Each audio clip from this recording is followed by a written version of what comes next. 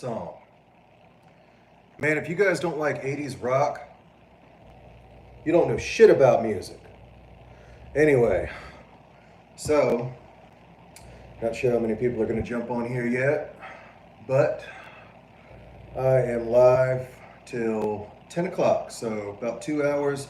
We're going to sit here talking about, I guess, apparently, psychology. So, looks like everybody voted, and it looks like 20% was for politics, 20% love and relationships, 60% psychology. So I guess I'm going to talk about psychology, and I'm going to sit here and give my really educated opinion on psychology because I am a licensed psychologist who knows all kinds of things about the technicalities of it professionally.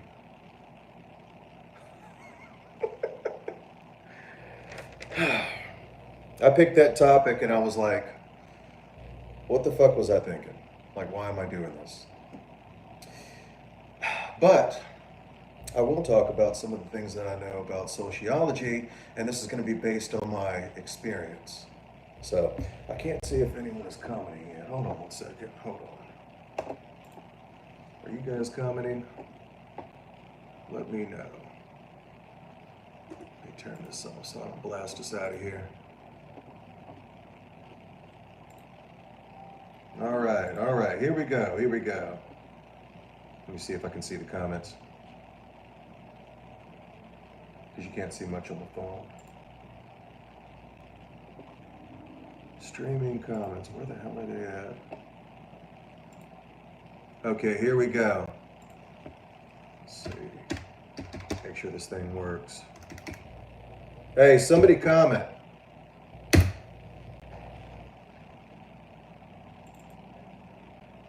Yeah, there we go.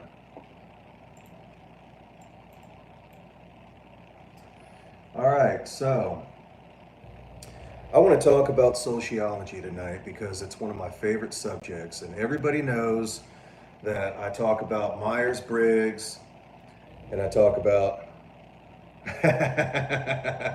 how you doing, Lady Jagger X3? Ooh, it's a pretty catchy name. How you doing? So everybody that knows me knows that I like to talk about sociology, Myers-Briggs, introvert, extrovert, Enneagram, archetypes. I mean, hell, you name it. Astrology, astrology personality types, life path numbers. Hell, even the oceans test, as boring as that is. I remember I was watching Jordan Peterson one time, and they were asking him what Myers-Briggs he thought he was.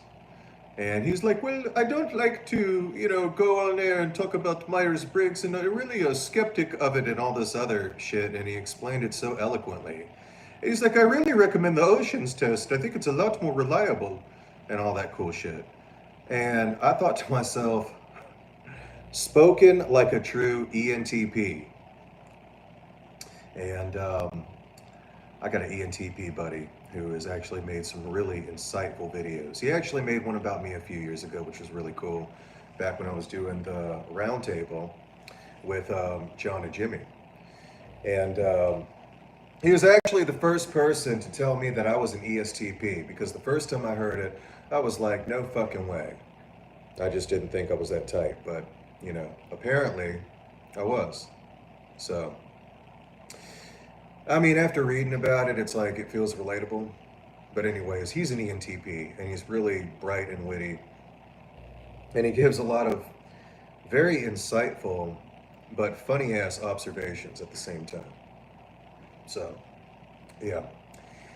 Got to check him out one day. I forget his YouTube name. His name is Matt, but yeah. Cool-ass dude. So anyways, all right, well, there's another thing that I wanted to talk about tonight, because we got about 2 hours, and that's granted I don't get bored and just say fuck this and walk up out of here and go to the beach or something. I live by the beach. Split brain theory. So split brain theory is fascinating, all right? It's cool as shit. So have you ever witness someone doing something that is not like them, and you sit there and you think, wow, that's not like him, that's not like her, they would never do that. Well, there is a theory that addresses that. So, I think this is pretty psychology related. Split brain theory is the theory that every part of your brain that I guess has some kind of cognitive function, because there's a lot, especially that paranoid shit that we still have, where we're afraid that we're going to die if we get rejected by the tribe and all that shit. That shit, the fuck is that thing called? It's like a hemoglobin or some shit, you know. But according to this theory, each cognitive part of the brain has its own personality. So that's why you can do things that trip people out that might even trip you out. And you're like, wow, I didn't know I had that in me. Or, damn, I can't believe they acted like that. That's not like them. And it's because whatever happened accessed a part of their brain that you don't see a lot. And maybe even a part of their brain that they don't see a lot or know about. And that's kind of how that theory goes. One aspect of your brain, maybe the part that you use a lot is a lot more normal. It's a lot more ordinary, a lot more boring, all that good shit. And then you can switch over.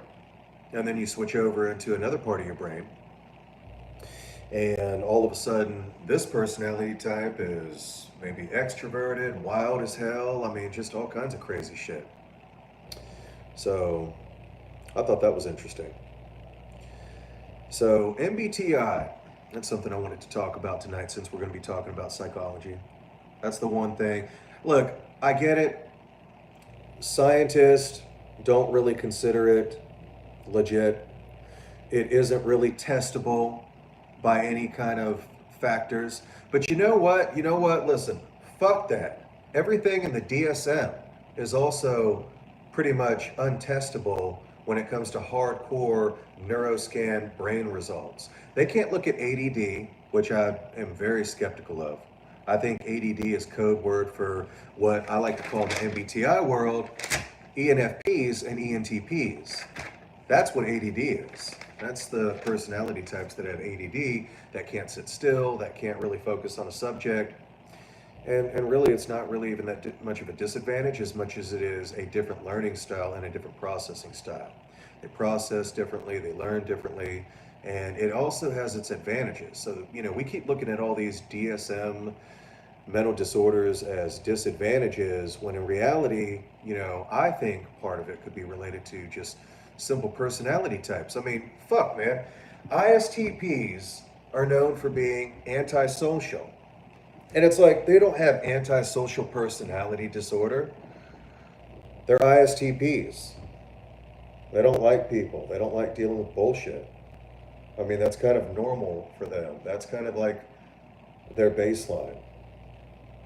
And so attachment styles even follow suit with these Myers-Briggs types. So for instance, I'm an ESTP, all right? You could have an ISTP. What's their attachment style most of the time?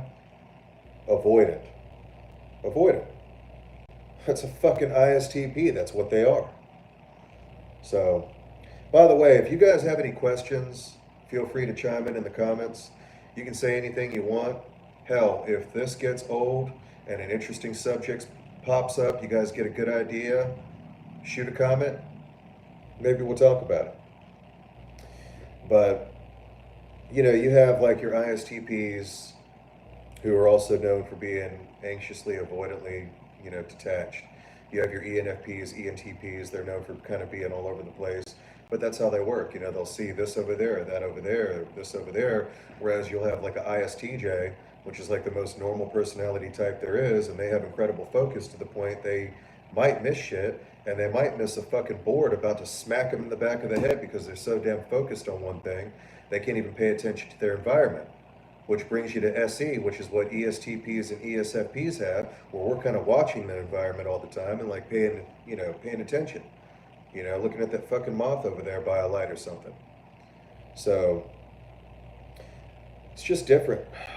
And sometimes I wish that we would stop looking at a lot of these quote unquote disorders as disadvantages.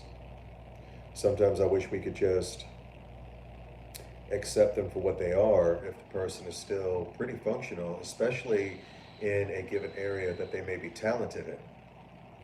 Which brings me back to what I was saying about Myers Briggs is that you have these cognitive functions and these different personality types, and they say that they're not measurable by science. Fair enough, but a lot of mental disorders are also not measured by science. So, does anybody listening know their MBTI? I mean, seriously, guys, don't be timid. Make a comment. I mean, for God's sakes, say something. But if you know your MBTI type, that would be a pretty interesting thing to talk about. So, with these, you have. Oh, cool. Okay, I'll get to you in a second. With these personality types, you also have something really interesting. All right, now I want to talk about this for a minute because this like blew my fucking mind. So, you have what's called within the 16 types the erotic temperaments. All right. So let me see here if I can find this real quick. And while I'm looking for that, I'm going to go ahead and read this nice comment that somebody left for me. I think it's important to do the Myers-Briggs twice. So let's see. Strawberry Shortcake. Hey, Strawberry. Cute name. They said, I think it's important to do the Myers-Briggs twice. The first time as to who you currently are, the second time as the person you want to be. Weigh differences and aspire to who you want to be. Okay. Yeah, very cool. I like to take it a few times myself and really just kind of study the functions to see what I identify with most. I definitely feel like I identify with ESTP and ISTP. Um, Speaking of that, so Strawberry, do you know what your type is? Ah ha ha ha. Hey Andrea. INFJs. All right. INFJs are really interesting. And so this is interesting. And I have seen this to be true. So I don't care what the doctors say. I don't care, what the psychologists want to say. Oh, that's just pseudoscience. And all that other shit. I have seen this shit to be true. As an ESTP and somebody who's kind of ISTP, I tend to attract a lot of NFJs. INFJs, INFPs, and sometimes ENFPs, ENFJs, and ISFJs and ESFJs tend to like me, which is interesting too because ESTP is considered a masculine type. All right. STPs in general are considered masculine, and NFJs and NFPs are usually considered, and SFJs are considered feminine types. And if you study the functions and if you study the general qualities that they tend to have, very naturally feminine characteristics in their personality, which is cool because I love them, they love me, I love them. It's just it's like instant attraction. It's kind of like how ENFPs love INTJs. They love the stoic, strong, grounded, strategic presence and intellect of the INTJ. The ENFP has enough intellect and wit also to keep up, and another, they're also fun enough to kind of get them, out of their shoes a little bit or out of their comfort zone because INTJs, kind of like INFJs, can box themselves in a little bit. And that's another thing that's kind of interesting is that all the personality types have their incredible advantages and their incredible disadvantages. All right, so for instance, let's go with INTJ. So their strength is their intellect, right? They're fucking brilliant. They are. They're very smart people. Intellectually.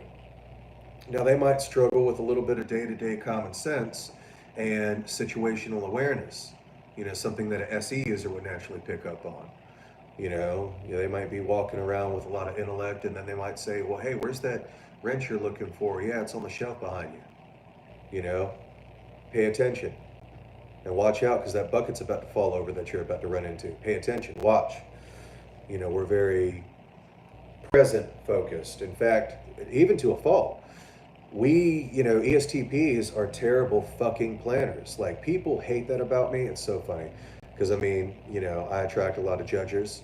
And like I said, I'm attracted to them too. And, they are very structured types. So they like to plan things.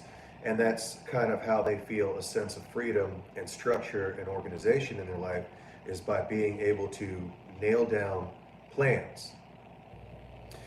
So that gives them a sense of control. Now, an ESTP is the total opposite. I will sit there and gather as many fucking plans as possible, won't commit to a goddamn one of them. People hate this about me too. And then last minute, as I'm kind of weighing my options, I'll be like, chess game at 5, or whatever, movies at 10. And we have a hard time really planning and being future focused, because we're so fucking present focused. It's not even funny. We're all about the here and now. And it goes back to that whole thing, with every strength, a lot of times with human nature, there is often a drawback. Your creative people might struggle to function in the day-to-day world, because they're so damn creative. They need to be somewhere where they're constantly engaging in art and intellect. You might have somebody that's so fucking real in the real world, and grounded and structured and good in the real world, they've got no fucking personality. They're boring. They're boring as hell. They don't like anything that's unique or deep. They don't have any kind of depth. They just function, eat and breathe, and work every day. But, I'd be lying if I said that wasn't a strength, right? So that's one thing that's interesting about it. So let me check out some more of these comments while I'm looking at this whole erotic temperaments thing, because you guys are going to flip shit. This thing is crazy. I'm talking about balls through the walls, guys. This shit is insane. Romance styles. Tell me this is it. Oh yeah. Here we go. Let me see here. Where is it? All right, so anyways, what I'm looking up right now is Victor Galenko. He was some kind of a psychologist back in the day. He came up with the theory of the erotic temperaments. All right, so with 16 personality types, what you got is 4 erotic temperaments. You got your aggressors, which are your SPs and your SFPs, STPs. You have your caregivers, which are going to be your SFJs. You have your victims, which are going to be your NFJs, and I think NFPs. Shit, I can't remember. SFPs maybe, ISFPs. And then you got the fourth one, and I can't even remember what it is. Tell you what, while I'm thinking about that, let me check out these comments. So, all right, so INFJ here talked a little bit about INFJs. Very layered personality, by the way. If Carl Jung himself, who laid the groundwork for Myers-Briggs, most people consider him an INFJ. INFJs tend to have a very incredible, intuitive understanding of people. And they're usually pretty damn good about sizing people up, too. They are the type of people that would probably say the same thing that Maya Angelou said, where, when people show you who they are, believe them. Or even believe them the first time. Now, I think they can get a little carried away with that, where they might believe it too much for the first time. Everybody has a bad day, especially if you're around STPs. If I'm working on a car and I burn myself and somebody comes up to me, the wrong way in that moment, I might jump up and I might be like, fuck, what? And so they might be a little too quick to conclude because of that I might be a bad person, when in reality, I'm just a dickhead. So Sadly, INFJ trying to break free from it. Right, right. I feel you. I feel you. I get it. I get it. You know, we're kind of stuck in our box sometimes, right? And it can be really hard to break free from that. Sometimes you got to hang out with like opposite personality types. I'm like the king of spontaneity. Anybody will tell you that. I will randomly do shit and not plan a damn thing. I will go to a fucking party and then just decide to like randomly roll out to a lake or go to the beach and walk around with somebody like I barely even know. You know, I'm just spontaneous. Now, the thing I will say about me is that while I am terrible at making plans, and while I don't like to commit to plans because I am afraid of FOMO and getting locked out of a good opportunity that may suddenly present itself, I will say that once I commit to something, I am committed. Now, I won't say all STPs are like that because I've met some that are pretty full of shit. They're like, oh yeah, hey man, you're gonna be down here tomorrow, right, at 8 o'clock, right? Oh yeah, man. Man, shit, 7:55, brother, man. All right, peace out. And you don't see them for like a fucking month, assholes. Yeah, so they have those too.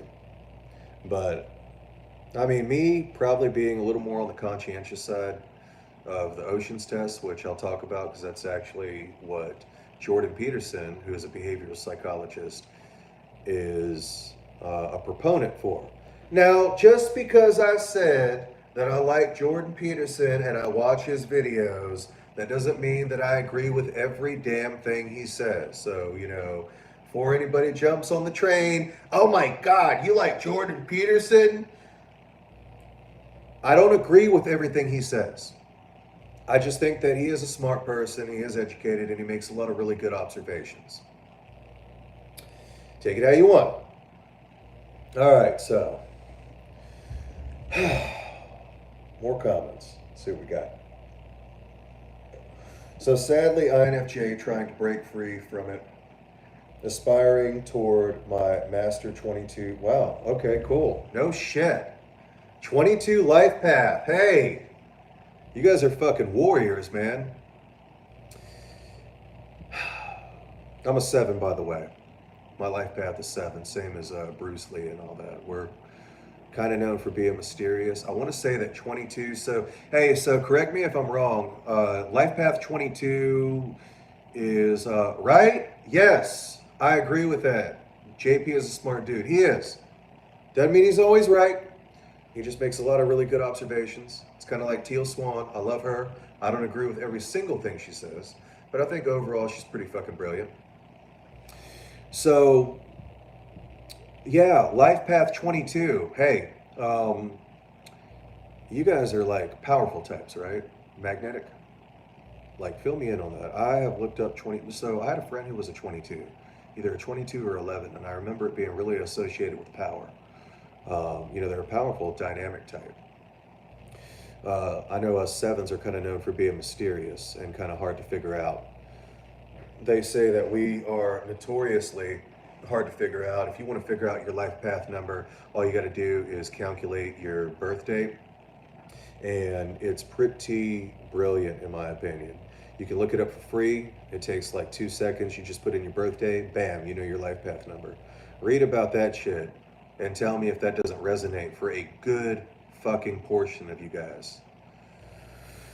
All right, so trying to master my 22 life path, which requires public speaking and being in the spotlight. Okay, cool. Oh, wow, okay, so yeah, I get it. Yeah, that's a hell of a mix right there. So, INFJs in public speaking, they, you know, if you know this shit, they don't mix. Like, that shit, you know, just, it does this. They don't like that shit.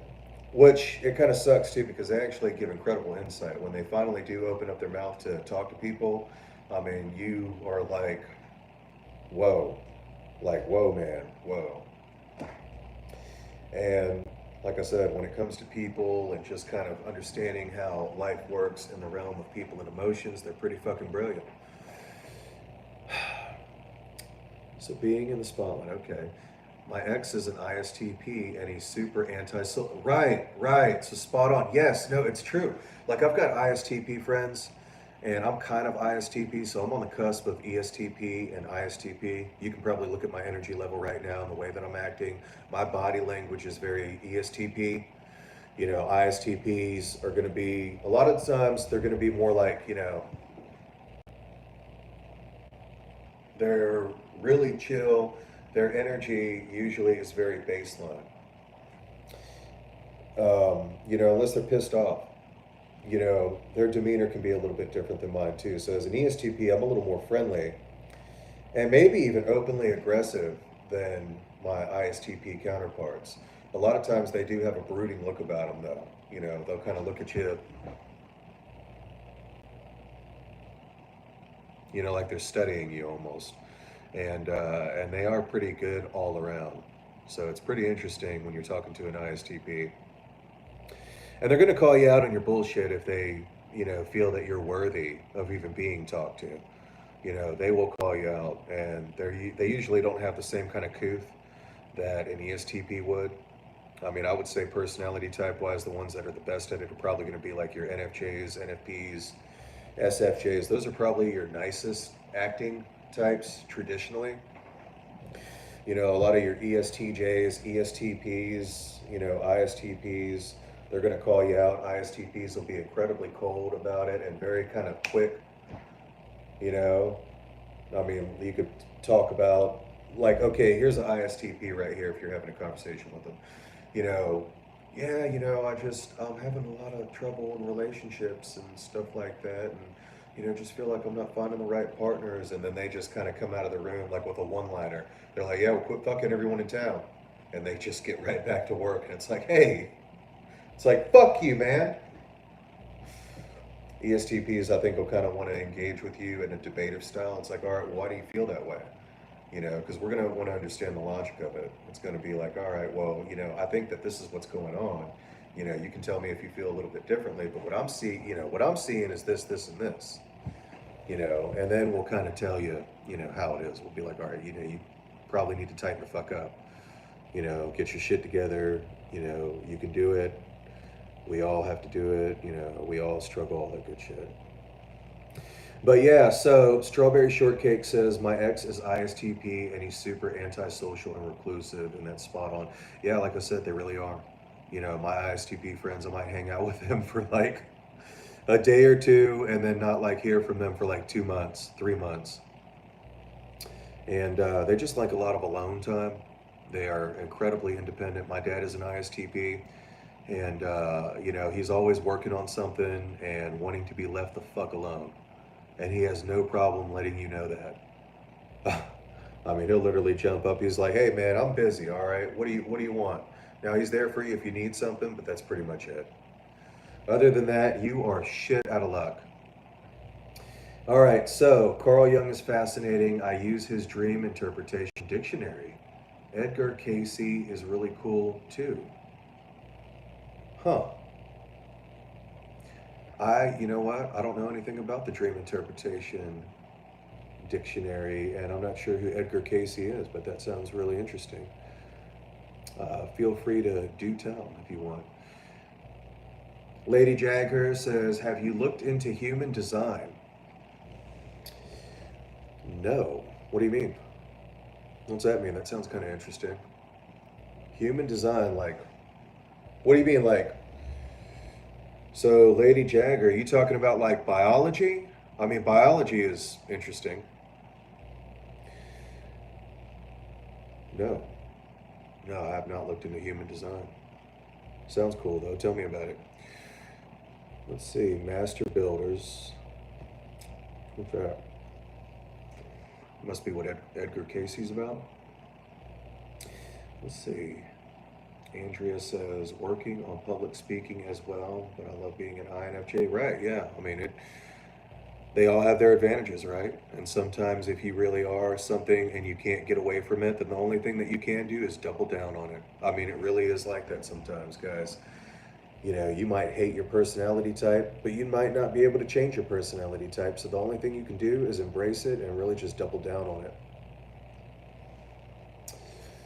So that's good though. Self-love is good. Awesome.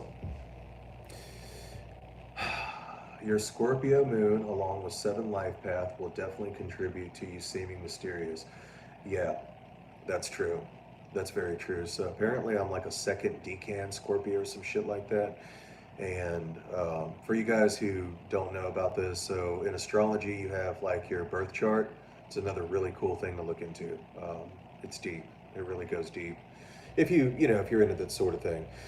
But Scorpio moon, it makes me very mysterious and hard to figure out. So I am a Leo sun, Scorpio moon, Sagittarius rising. I have more Sagittarius and probably Scorpio than anything else in my chart. So that's where people tell me I kind of have a rock star personality. Because I think that that's it's very Sagittarius. I mean, shit, look at fucking David Lee Roth. I mean, listen, guys. Ooh, baby. He was so, listen, you might be cool, but you will never be David Lee Roth in the 70s and 80s cool. Okay? I mean, and I hate to say this because as a Leo, I mean, like, I gotta admit, Sages are cooler than Leos. All right? They just are. So, I guess it's a cool thing that I got a lot of Sag in my chart because that kind of has, that gives me a lot of the fuck it, whatever, I'm going to do what I want, regardless of what society thinks type of mentality. And it is, I mean, and it is very true. So, you just got to be you. You got to embrace who you are, which I think is cool as long as it's not too crazy, right? It's like Dr. Phil said, I mean, let's not get too crazy. So, I like Dr. Fizz.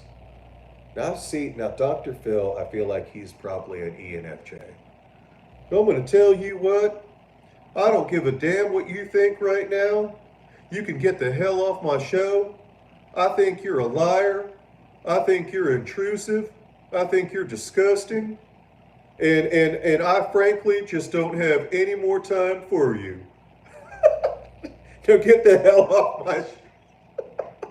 I'd be ready to hit him with a fucking bar. Fuck you! All right.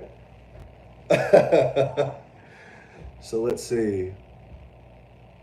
All right, so yeah, Scorpio, life past 7. So learning to work with your strengths and create a unique way to share your gifts. Yes. Beautiful. That is definitely something that you should do. I love that, because I mean, and I'm not the most caring person in the world, but it really does hurt me when I see people that, hate themselves. And I think it's so easy in this world to hate yourself, right? But Myers-Briggs is one of the things that helped me to love myself more because, something that you'll look at as a disadvantage. Oh, I must have ADD. I must have this, that, and the other. You look at it and it's like, wow, I just have SE dominant as a function. And that actually has its advantages here. So I might suck over here, but I might be good over here. So, yeah, definitely something to think about. All right. What's up, John? Magic stars and peace signs to you too, man.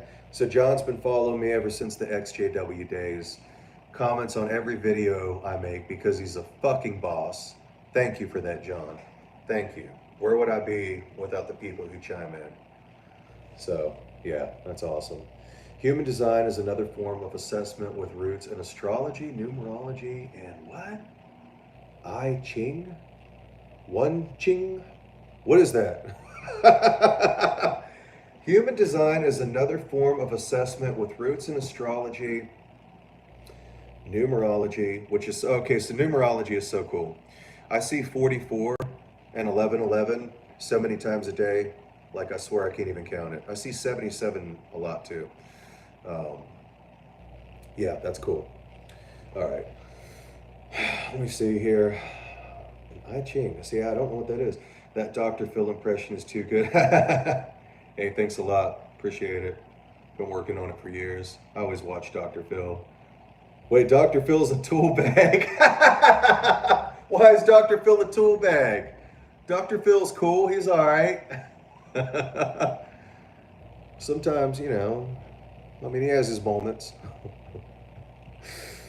What did he do? Or is it just, you see him on TV sometimes and sometimes he just kind of acts like a dick? Do tell. All right, so let's see here. Working with my human design and natal chart has been life-changing for me. Yeah, right. You should definitely look into human design. Yeah. Cool. Yeah, I definitely will. Because, as crazy as it sounds, and I mean, I know not everybody might agree with this, but I mean, looking into my natal chart or birth chart has been life-changing for me too. I mean, it really has. And, I can't speak for everybody. I'm not going to sit here and tell you, oh, it works. It worked for me, and it's worked for a lot of people that I know. So I feel like there's a pattern somewhere, in the mix of all of this thing we call the universe. Sometimes I really feel like there is I don't know, I feel like in some way, when it comes to the mind, when it comes to humanity, maybe there is some kind of a pattern. And to me, it's fascinating. So let's see. Also have some references on etching for you. Okay, cool. Awesome. He created a space for badass teens to become famous off their... Yeah, right? Cash me outside. Hey, listen. All right, maybe because I'm an ESTP, I fucking love Daniela Bergoli. I don't get it. I mean, to me, she's like a representation of Florida. I remember seeing her up in North Carolina. She's like, cash me outside, Dan. I was like, yeah. Florida girls, man. Hey, you know what the crazy thing is that I heard that she's actually become a really nice, decent person now after she got famous and all that shit and, kind of got over herself. I hear that she's actually a pretty decent person, cares about people. Somebody correct me if I'm wrong, but I mean, I heard that she was like even into like charity and shit like that now. But man, that shit was so funny. She got on Dr. Phil and was like, yeah, like you wouldn't be nothing without me. So there it is. I would have been like, I think you're disgusting. I think you're atrocious. And I want you to get off my damn show immediately.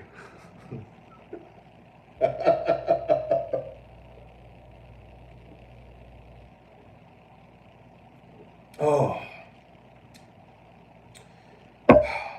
Guys, I made the best damn coffee that there ever was. I always make the best damn coffee that there ever was. And if you don't drink coffee, something is fucking wrong with you. I got friends that are like, oh no, I don't drink coffee. I'm just disgusting. It's like, bitch, what the hell is wrong with you? Coffee is delicious. It's delicioso. That's Spanish for delicious. My coffeeoso is delicious. That's Spanish for coffee. It's that damn good. I can literally drink this shit all day. I drink coffee and sweet tea all the time. And if you don't like it, it's because you're a sociopath. Man, look, I know these guys that drink coffee black. It's like, what the? Like, strangle you. Like, what is wrong with you? It's like, stop that. All right. Assholes. Let's see. Also check out the sidereal constellation-based astrology. Okay, cool. You'll be surprised. Tropical is relatable, true sidereal, even more so. Okay, so I've heard that. I had a friend, and she was like hardcore ISTP. And she was the same fucking way. I talked to her for like a week. and then she'd disappear for like 6 months. But she told me about sidereal astrology and said she was really into it. Let's see here. Okay, yeah, strawberry shortcake. So yeah, talking about Daniela Bergoli, yeah, she donates to charity, and that's so cool. You know what I mean? It. I love her transformation because I mean, she did. She went from like this spoiled ass kid, got famous, and was even more spoiled. And you would think that something like that would make somebody a worse person, right? And it just goes to show you that nobody knows the heart and that people can change. Now, that's not to say that people always will change. Some people don't change. Some people are dickheads from the day they're born to the day they die. And sometimes they're made that way. But, some people do change, and it really is an amazing thing and a beautiful thing when that happens. And Daniela Bergoli is actually one of those people who has made a lot of incredible changes. You look at her as a teenager and you see her as an adult, and she's like being really humble and kind to people. And it's like, wow, like, you go, girl. Like, man. It's cool as hell. Yeah, so she donates to a charity. Good for her. Yep, I agree. I bet you would have been a Donahue fan. Donahue fan. I am not sure who that is. It sounds really familiar, though. Like, I've heard of this Phil Donahue. Now, I'm not sure if that's who you're talking about, but fuck coffee, tea, and hot chocolate for the win. What you mean, man? Fuck coffee. Fuck coffee? You hate the world that you live in. Truly. It's like the best thing to drink. I get up in the morning and go to work. Not even to work. Just to go and have a nice cup of coffee, of course.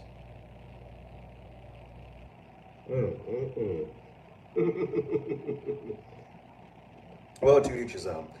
It's like the proverbial saying goes, right? Whatever floats your water. Let's see. So Alicia says, hey Alicia, but does the best damn coffee also have enough cream in it? That's right. That's right. I like my sugar with coffee and cream. Some of you guys are too young for that, but you Gen Xers love it. You know what I'm talking about. Intergalactic. All right, so yes, Alicia, that is so important. I fill mine up like, all right, so, I like to start with like a nice hot shot of coffee about down, to here, and put milk in it about up to about here. And then the sugar I put, like about here. So good.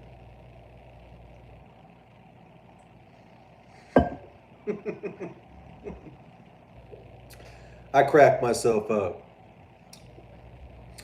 Tell us how to drink coffee without jacking up. Oh, right? Seriously. Man, I get in there in my sales job after having coffee, and it's like, yeah, you want anything else? Yeah. You want some more tires? Oh, yeah, you want some brakes with that?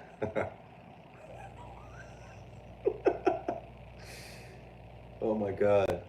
No! Do not agree with Andrea.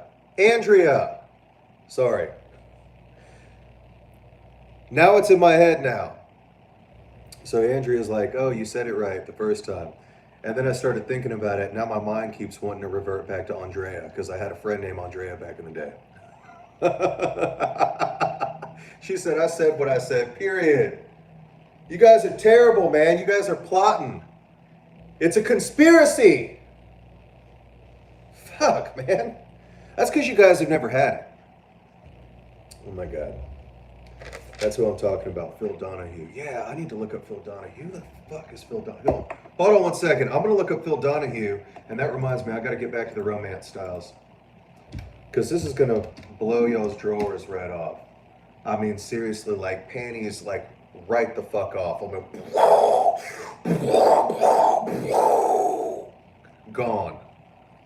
All right? I mean, like, waterfalls and shit. I mean, it's that crazy. All right? find it. Actually, okay, cool. I found it. All right, give me 1 minute. Phil Donahue. I was about to put in build his dick. Damn. So back in the day, I used to prank call people, right? And I would do all that, you know, like, filled his dick.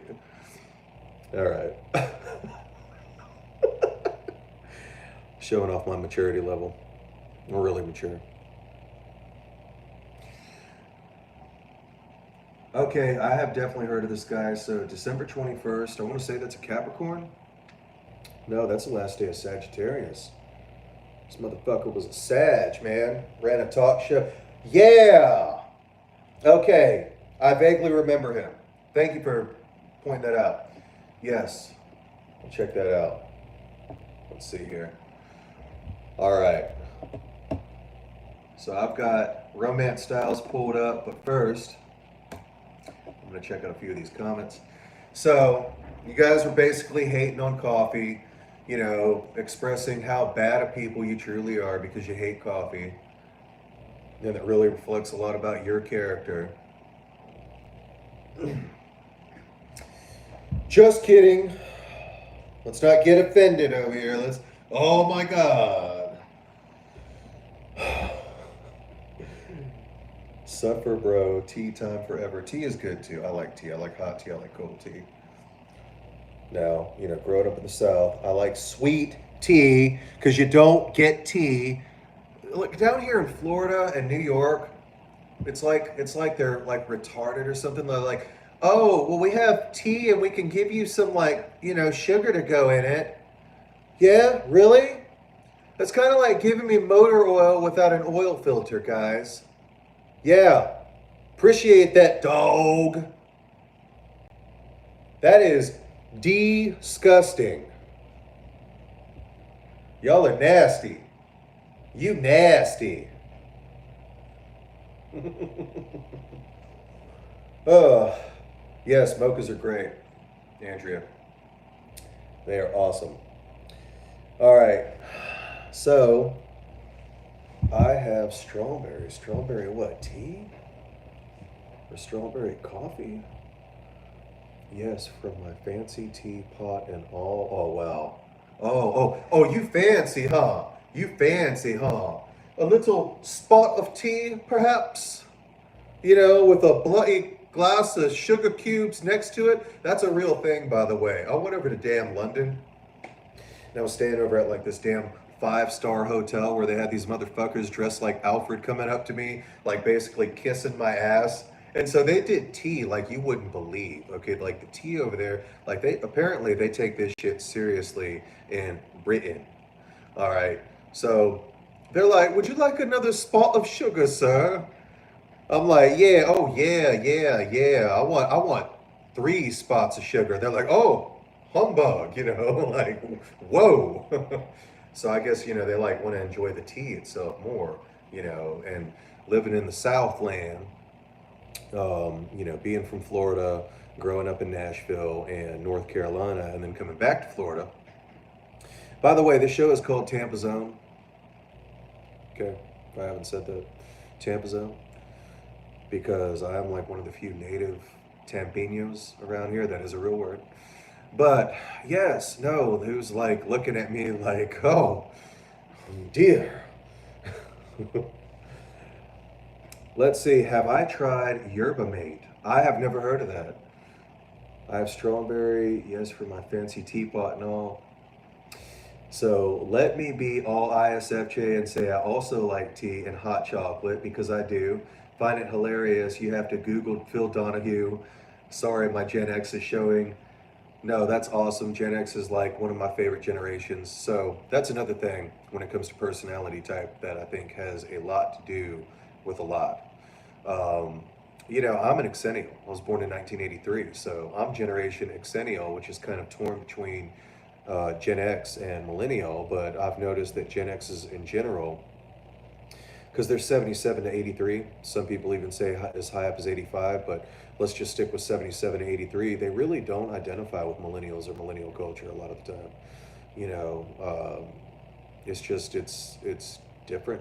It's not really relatable. They like different kinds of sports cars, if any sports cars at all. A lot of them don't have driver's license or even like to drive. You know, they're not about that badass bravado that Gen X had, rolling up in like a fucking Trans Am or Conquest TSI and blowing the doors off somebody and, you know, showing off and machismo and all that shit. Whereas Xennial still relates to that.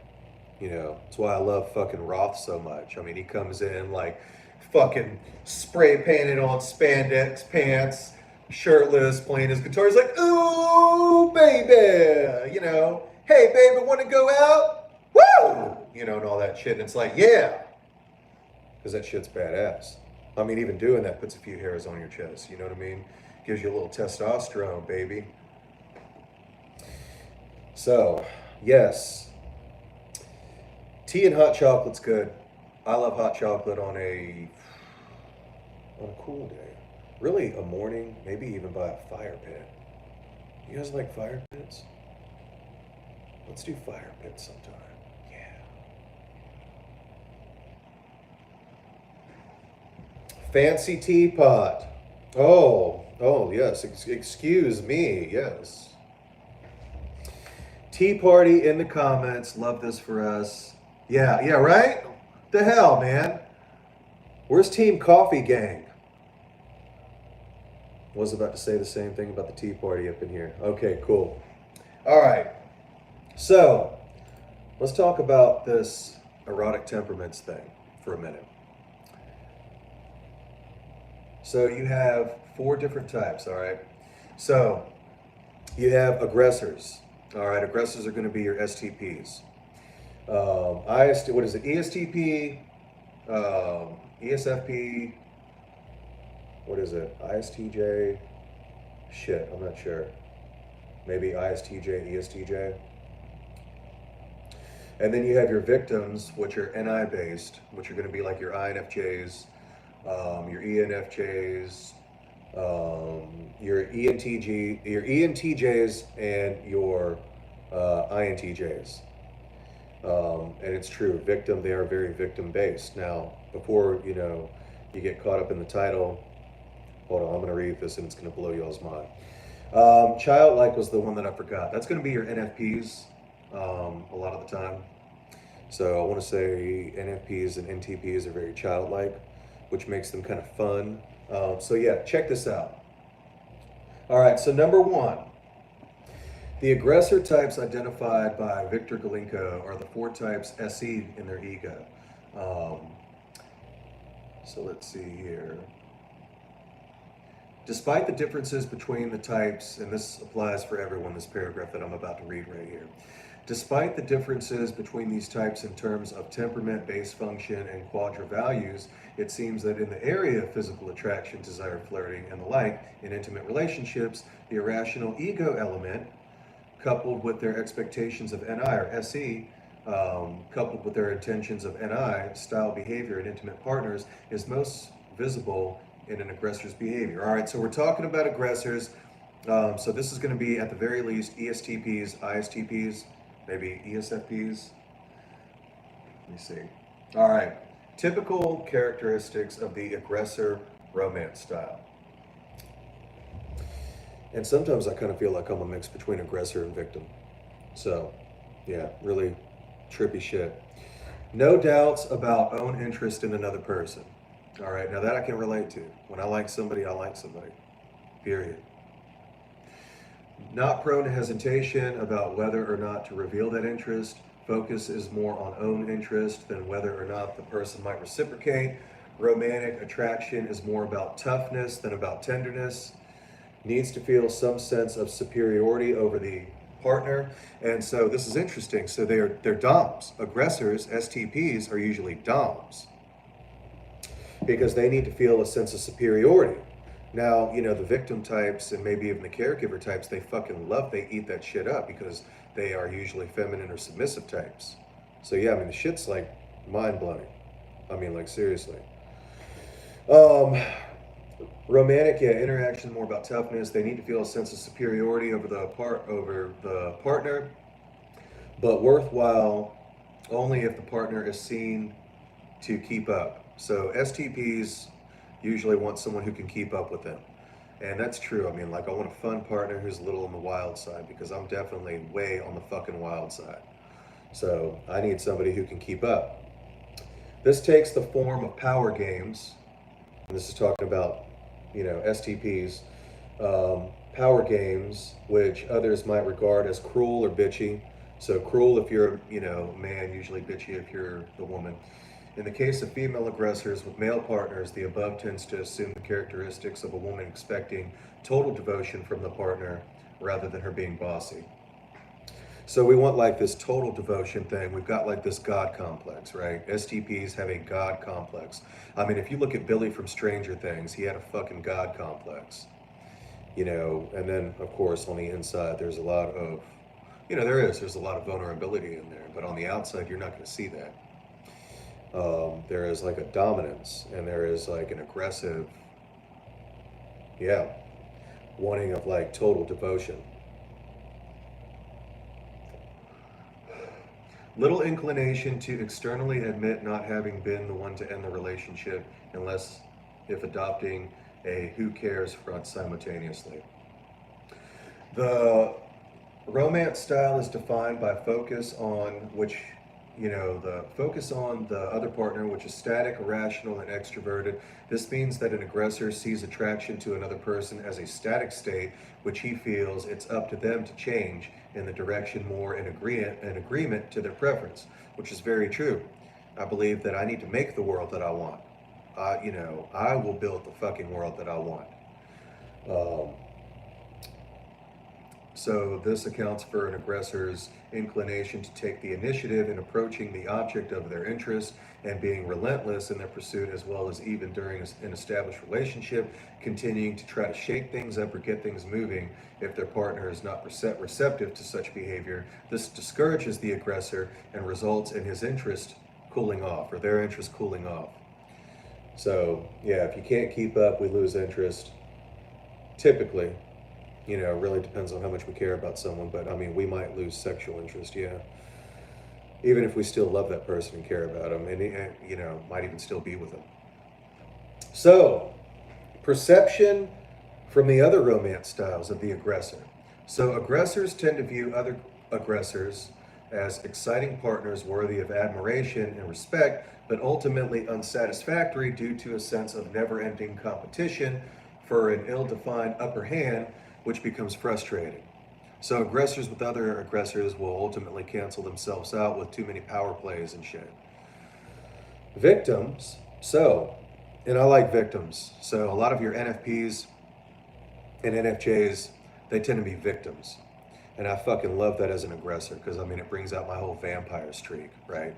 You get to go get them and, they get vulnerable. And, to an aggressor, victim's vulnerability is just incredibly a beautiful thing. It's beautiful to us. It's like, wow. And they get a satisfaction out of it too because they feel safe and protected by us. And they are. So,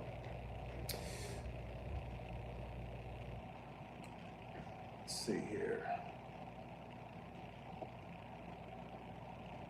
So aggressors tend to perceive victims simultaneously as pleasantly able to keep up regarding more intensive interactions, and also as not annoyingly prone to always wanting to win. Aggressor women perceive victim men as totally devoted yet reassuringly strong. So, STPs with a lot of NFPs and NFJs, that's very compatible because they tend to be the victim types, and that there's a lot of attraction there. So those are very compatible. Those two types, in my opinion, are very compatible. All right, so aggressors view, caregivers. Aggressors tend to perceive caring types as somewhat boring and patronizing. And that's true, but I mean, I like them. That's going to be a lot of your SFJs. They are caregivers, and that's awesome. I have been with ISFJs before and even had them as partners, even long-term partners. And I like them, I like them. Those and ESFJs are very attractive types to STPs. Childlike.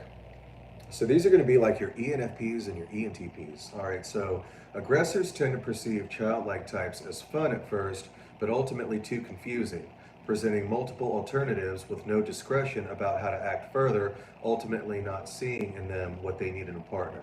So, yeah, childlike types, although I do like them, can sometimes get a little confusing because I want to be the aggressor and make the move. But they view partnership as more on an equal playing field, which doesn't really go with me being a soft dom and being a little bit more on the dominant side and wanting to just kind of take control, take action, maybe even in a traditional way of kind of just being, the man or the masculine presence and wanting to kind of direct things the way that I want them to. So there can be kind of a clash there when they're like, oh, we're doing this equally and it's supposed to be equal. And it's like, but how can I woo you and take control of you? And we have this amazing, like, intimate moment if I can't take action the way that I need to. So it kind of neutralizes STPs, which, that kind of sucks. All right, so let's get to the other types while we have some time here, and then I'm going to get back to the comments. So let's talk about victims next. All right, so your NFPs, INFPs, INFJs.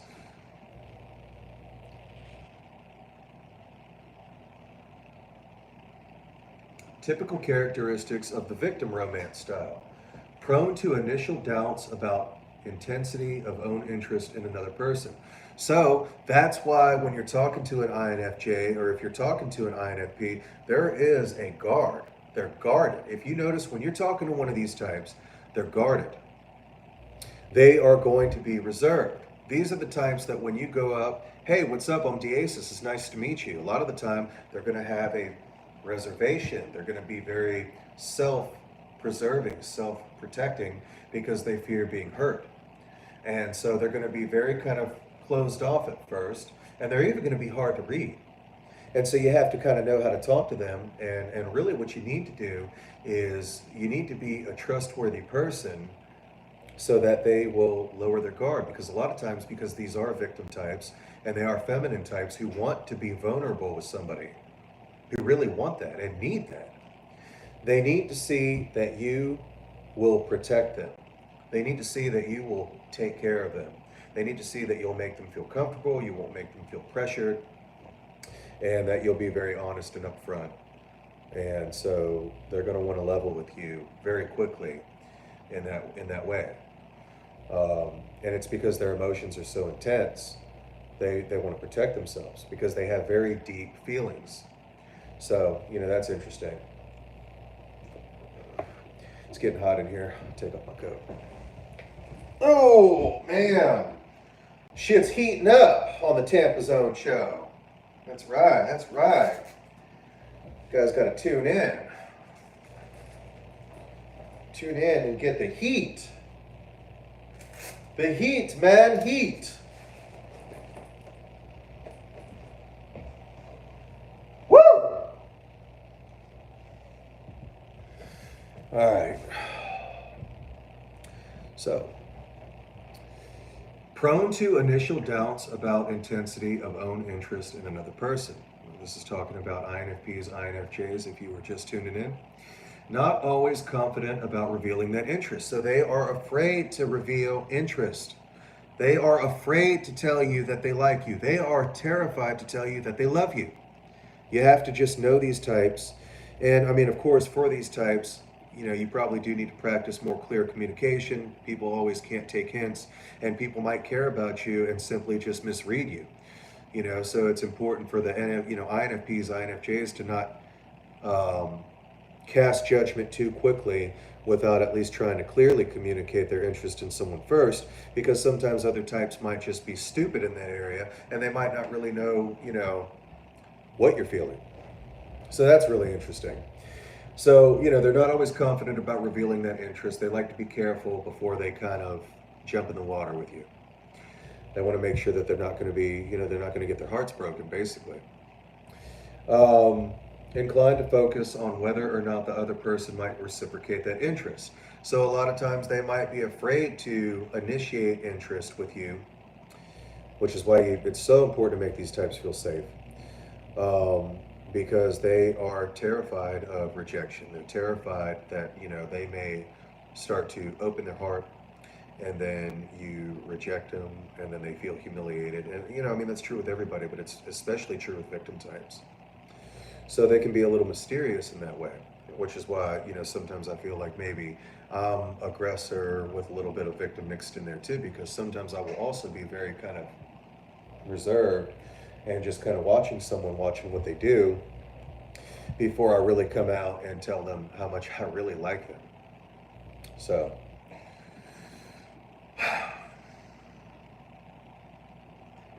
inclined to question whether or not the other person will remain constant with time.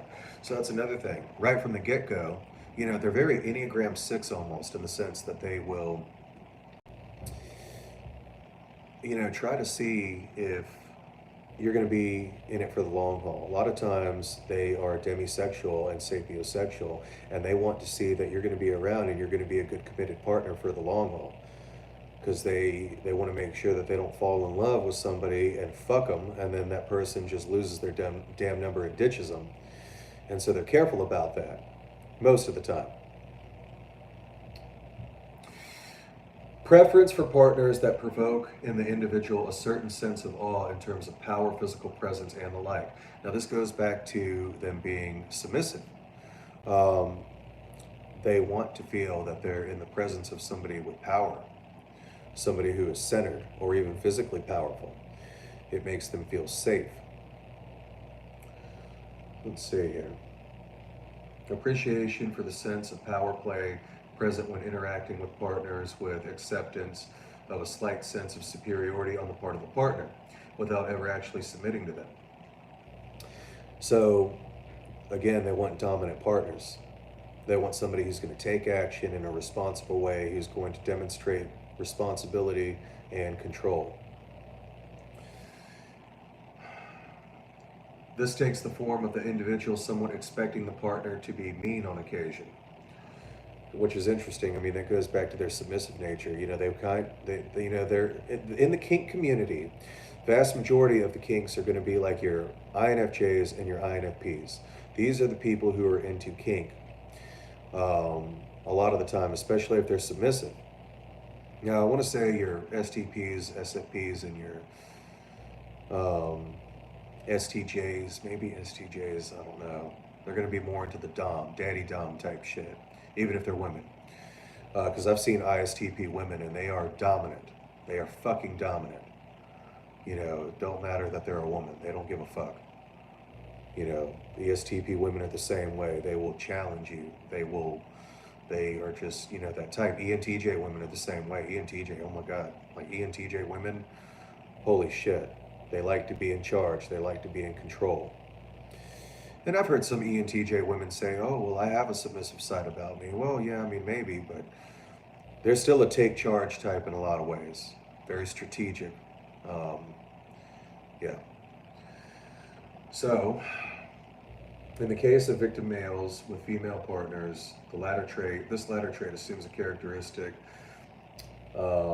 synonymous with a knight devoted to his princess, inclination to openly admit to a relationship having been ended by the partner rather than by the individual himself. So let's see here. This romance style is defined by focus on dynamic, irrational, and introverted, with perceptions of inner imagery, so fantasy worlds, INFJs and INFPs, fantasy worlds,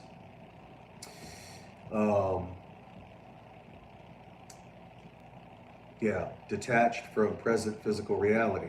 Now, STPs are the exact opposite. We're all about the present, dealing with the here and now, what we're actually witnessing with our senses and seeing with our eyes and hearing and feeling. So, disconnected from the present reality, you know, with this fantastical imagery. This means that a victim sees attraction between two individuals as a dynamic state, which they feel is completely natural. This accounts for a victim's inclination to focus on the mutual attraction, or particularly the attraction felt by the other person. So a lot of times they're more concerned by how happy the partner is than how happy they are. And INFJ and INFP will want to know more so if they're making their partner happy, probably because of their abandonment style, and because of who they are, rather than happiness for themselves. Which, I mean, I think that could be balanced if you have a partner who's looking after you too, because your partner, if they're a good partner and not a piece of shit, they're going to want to make you happy too, right? So get with those types who will protect you. Get with those types who will protect you even from yourself and teach you to stand up for yourself. Now, of course, you don't want to be a total victim. You have to take responsibility and accountability at a certain point, but you get what I'm saying.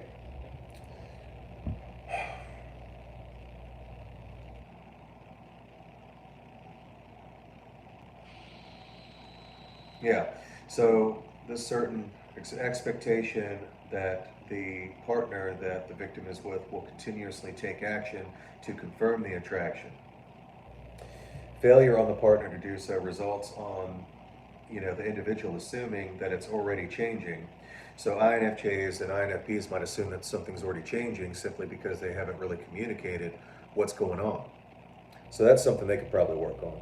This individual counts on the partner to forcefully bring the individual down to earth from their thoughts and focus on the immediate physical reality continuously, which is why they're so good with SE users, because that's all we are, is the here and now, present. All right, so let me take a break from that for a minute because I'm tired of reading. Here in a minute, I'm going to get to the caring types or caregivers and the childlike. And so I'm going to read those to you. Oh, all right. Back to the comments.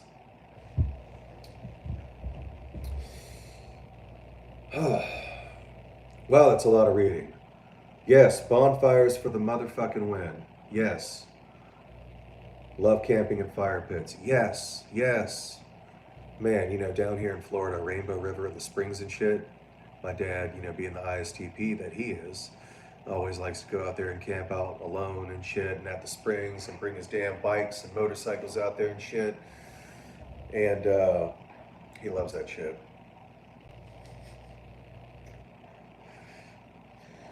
And it's cool. I mean, it's nice. It really is. Chai is considered an aphrodisiac in some cases. Ooh. Ooh. Basically, most teas foods with hot, sweet spices. Erotic fun fact. Thank you for that.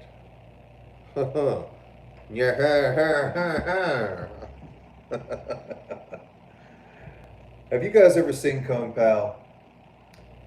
I mean, you don't love movies if you haven't seen Kung Pao.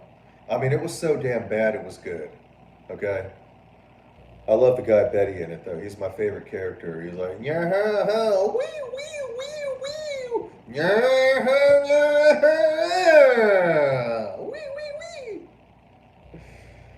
Oh, what's beautiful is when you get an aggressor to fully submit to you and only you, while they behave more dominant toward everyone else. Shh! You're scaring the shit out of me. Never say that again.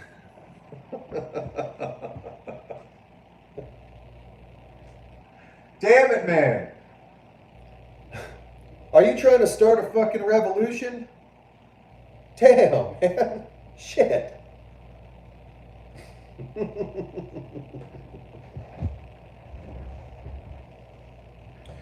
All right, back to reading. Moving along now. Holy shit. All right, caring types. So caring types are usually going to be your SFJs. Inclination towards smooth, easy-flowing, soft, or suave interaction with elements of playful teasing rather than hard approach and direct physical provocation. They're dying to just be attacked. If consensual, always with consent, gentlemen. Watch that now.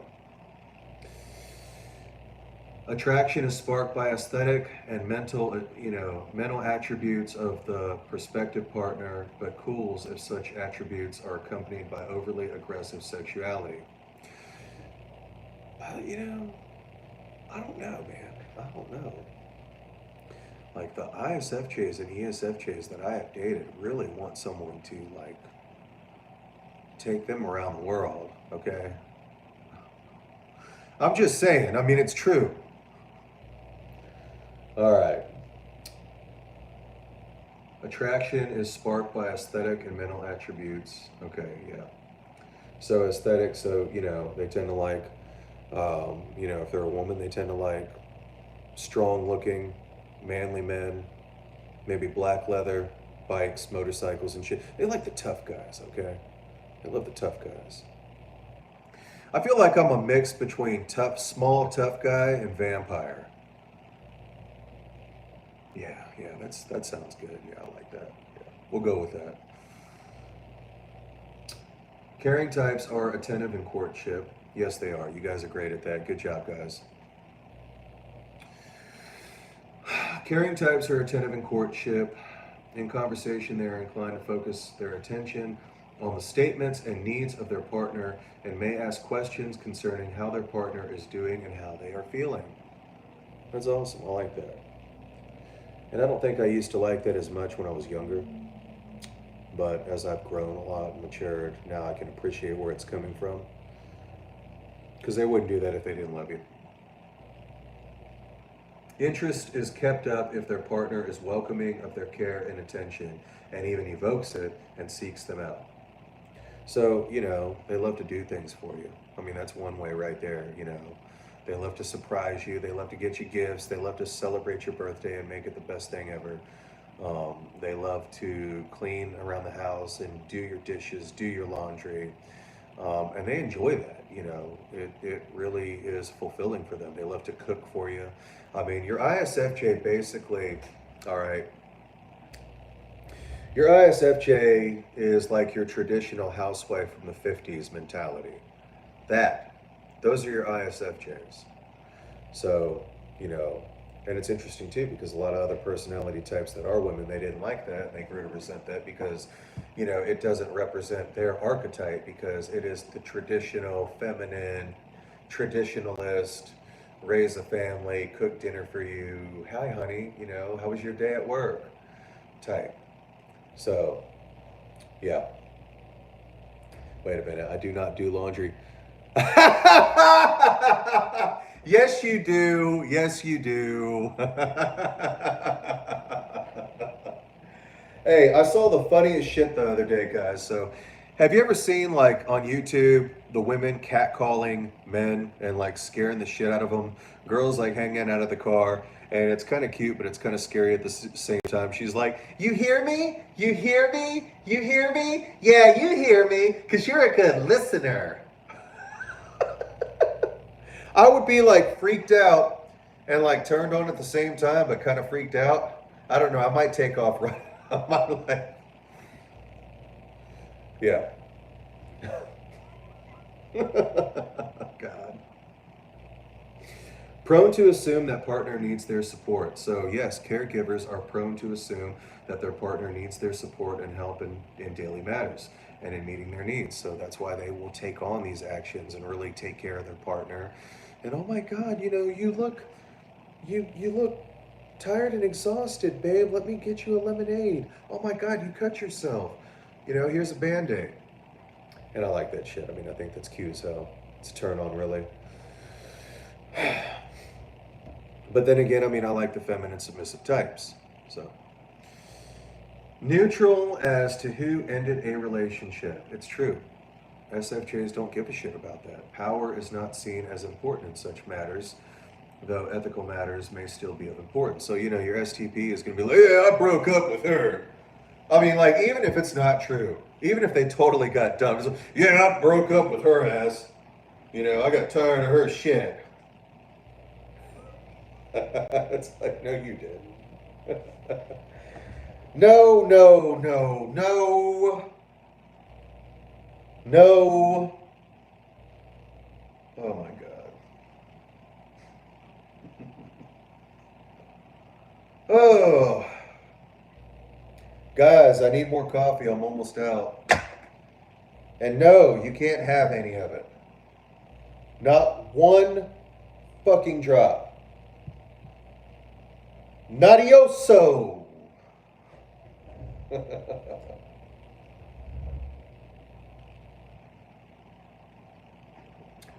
I can't wait to get live calls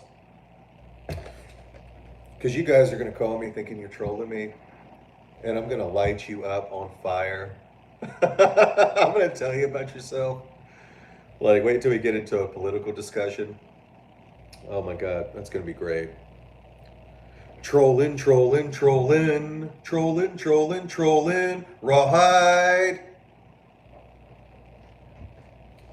Oh, but yeah, SFJs don't care about who ended the relationship. They'll just say, yeah, they broke up with me or I broke up with them. They don't care. STPs or NTJs, yeah, I dumped them. I completely ditched them. Oh, they were not good enough for me. Because we got God complexes. This romance style is defined by their focus on introverted sensing, or SI, which is dynamic, irrational, and introverted, with perceptions of the present reality and physical sensations rather than inner imagery. This means that a caring type sees attraction between two individuals as a dynamic state, which they feel is completely natural, and they also see the physical comfort and well-being of another person as dynamic. This accounts for a caring type's inclination to focus on the mutual attraction, or particularly the attraction felt by the other person, as connected to that person's physical well-being. So they like doing things for you, like acts of service would be their, um, one of their love languages, and it always is with the SFJ. Acts of service. They love to do things for you. They really do. And they really care more about how you feel than they do about how they feel.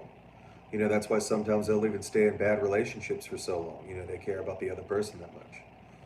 So, and it's not always a bad thing if you're with the right person, and you guys got to realize relationships are not always going to be perfect. You're going to have your good days. You're going to have your bad days. You're going to have your good weeks. You're going to have your bad weeks. Sometimes you might even have a bad fucking month. That is the nature of relationships. And they are very, very, very complicated. And so you have to decide if that's for you. You have to decide if that's what you want in life. So,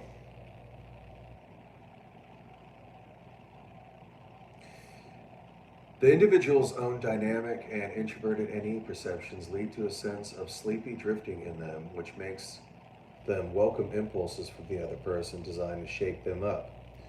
So that's why they like when an S2P can get spontaneous on them, because they kind of settle. They get real nice and comfortable and all sweet like and shit. Okay, let's see here.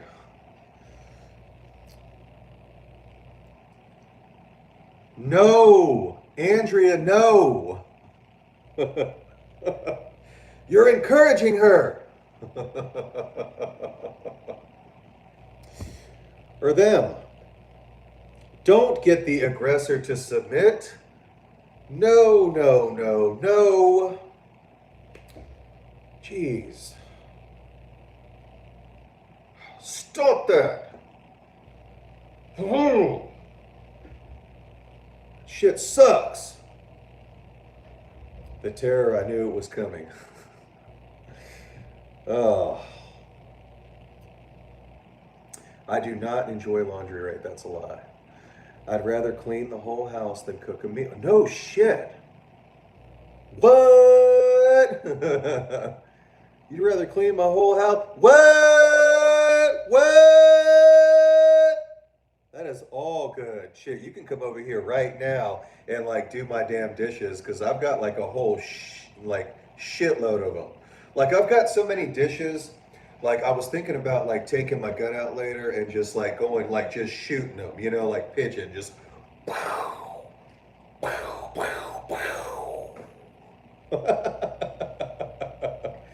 I hate dishes. Dishes are stupid.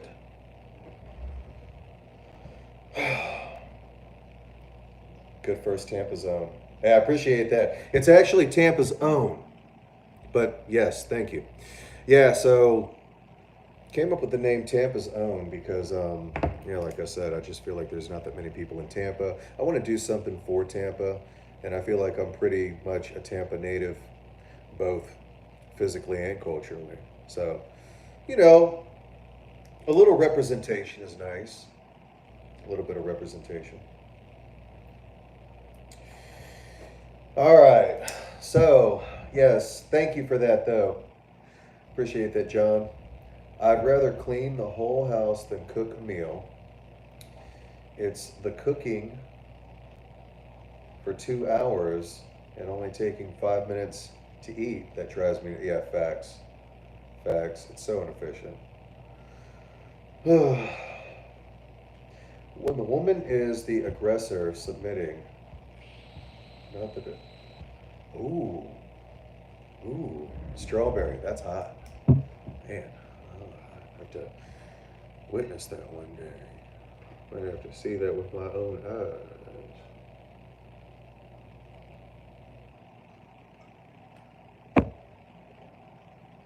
Holy shit. Yeah, I would love to see that. And the woman is the aggressor submitting, not the dude. I'd rather go on an adventure and ditch the house stuff. Minimalism wins and means less upkeep. Yeah, yeah, that's true. Let's see. Tampa's on cool. Yeah, thanks, John. My aggro a cuddle bug. Make aggro. Oh, shush.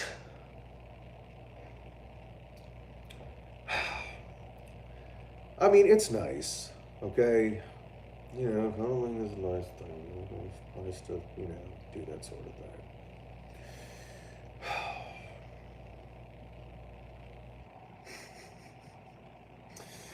Make aggro a cuddle bug.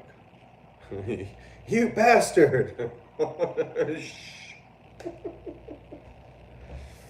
I think a man feeling safe enough to let his guard down and be vulnerable and open for his woman is beautiful. Wow. Okay, all right. I got a question here, all right? So, Andrea says, I think a man feeling safe enough to let his guard down and be vulnerable and open for his woman is beautiful. Okay. Really? Like, really? You want your man to be weak? You want him to be a sissy? Oh God, honey, it was so horrible. Oh God. My baby got asthma. Oh. That turns women off, doesn't it?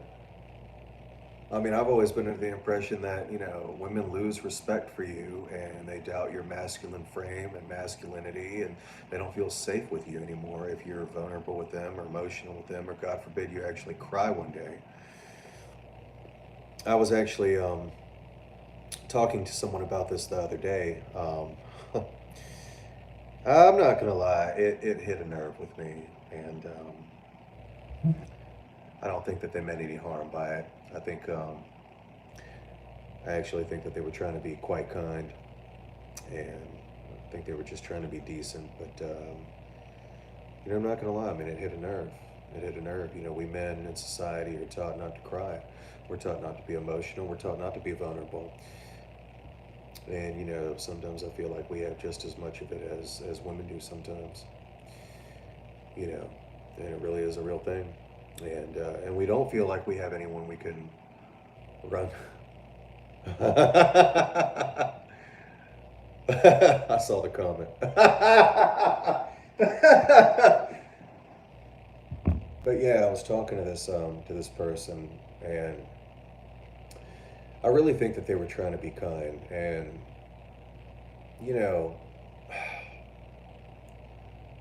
I didn't want to say it at the time, but I really did. I appreciated where it was coming from. It's hard for me to do that. And I've been taught not to do that. Even by society, a man doesn't cry. Don't be a bitch, be a man. You don't get to cry. You don't have that luxury. And we as men, have higher suicide rates and depression rates, statistically speaking. And I think that is because, we try to deal with it. We just try to man up. That's what they always say, man up. You talk to a lot of guys sometimes and you might say, yeah, this has been rough for me. Yeah, well, quit being a bitch, man, and man up. You know, while you're sitting there fucking complaining about it, you could have did something about it already. So quit being a little bitch. And, you know, I don't think that that's always, I don't know. I mean, I guess for me as a man, I mean, I'm kind of torn because, I mean, to me, it's good. But, you know, statistically, sometimes it doesn't look like it's so good. You know, I mean, I feel like sometimes we need a swift kick, right? You know, we need some motivation, some good man motivation. Maybe, you know, in the more positive form, you know, because I believe that I like to give a lot of masculine motivation, especially on the job. But I'll still hear people out. You know, I'll still hear people out. I'll be like, all right, listen, man, get your head in the game. Oh man, I'm trying, man. What's wrong? Well, this, and this. Okay, you know what? I get it. We all go through it, man. You know, we all have fucked up days, man. We go through shit with our old lady. You know, people die in our family. We lose our fucking job, or, you know, get demoted, or we lose our damn house. Yeah, I get it, man. It sucks. But you know what? What you need to do right now is get through this damn day and get through this damn job, because that's what's paying your damn bills, and that's the situation that we got to deal with right now, and we don't have a fucking choice as men. And we need to get our shit together and get through this damn day so that we can get to tomorrow, because we won't even make it to tomorrow if we can't make it through right now. So get your fucking shit together, get your fucking tools, and get out there and be the strong man that I know you are, and make that shit happen. I know you can fucking do it. We got this, bro. Come on. Let's go, let's go, let's go. You know, and I feel like sometimes that's good. Maybe sometimes it's not. Okay, so let me see here. Wow, a lot of comments all of a sudden. Did I hit a nerve? Let's see here. So, make aggro a cuddle bug. I think a man feeling safe enough, right, is beautiful. A submissive man would be a huge turnoff for me. Right, yeah, that's how I feel too. You know, and I mean, different strokes for different folks. Like, you know, um, I don't judge. You know, I feel a certain type of way. I'm kind of more in true traditional roles typically, but I realize that you know, that doesn't suit everybody. You know, just because I believe in traditional roles doesn't mean that everybody must believe in traditional roles or be in the traditional role. You know, as long as it works for them and they're happy and it works, then, you know, the way I look at it, more power to them. But yes, I can't see a submissive man, me personally, being an attractive thing, you know. Um, you know, and I'm kind of the same way with dominant women. Not that, you know, there's necessarily anything wrong with it. I think some women are naturally dominant, especially your ENTJ types. It's a very dominant type. ESTJ woman is a dominant type. You don't like it? Well, tough fucking shit. That's why they usually end up with very submissive men. Submissive men are going to be like your, you know, INFJs, INFPs, ISFJ men, ESFJ men. You know, they're more on the submissive side. And I mean, hey, you know what? It works. Works for them. Good for them. So, let's see.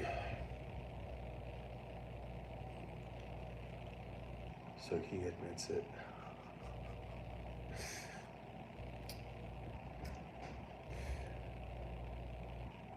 We're going to talk about that later. We'll get into that later. Later. That's funny. It's not weak if he can handle his shit. No one said victim mentality. Okay, fair enough. Fair enough. It's a fine line. I mean, you definitely can be. I mean, I guess you can be vulnerable without being a victim. And that's true even regardless of what sex you are. I mean, a woman can be vulnerable, but not necessarily a victim, right? Victim would be kind of more of a complaining type, I think, negative Nancy type, which I don't think is good. I don't think that that's healthy. So, yeah. You know, realistically speaking, life isn't always positive. You need somebody that you know, that's there for you on a rainy day. And we all need that as humans, you know, for the most part. As a whole, that's what we need. So, let's see here real quick. Yeah, that's funny. Team Andrea. No! Stop! Make aggro a cuddle bug.